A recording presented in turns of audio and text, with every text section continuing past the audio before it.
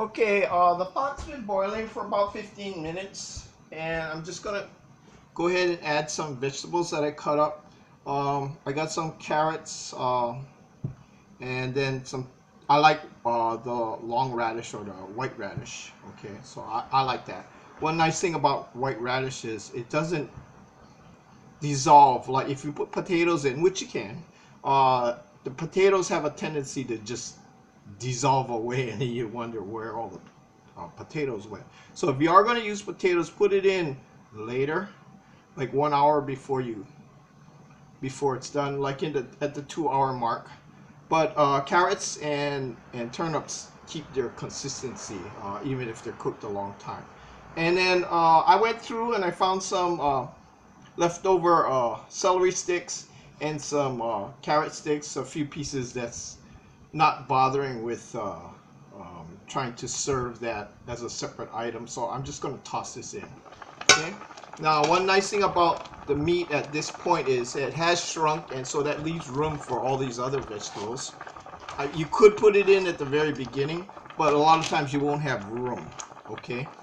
And there's no particular order, but if you do have like softer vegetables that do dissolve, you want to leave the softer vegetables on the top. But since the carrots and radish don't really melt, I'm just putting it in. Okay, so you can add a little bit more water at this point if you want, if you feel that there's not enough water in there, but I can hear it boiling. I'm gonna add about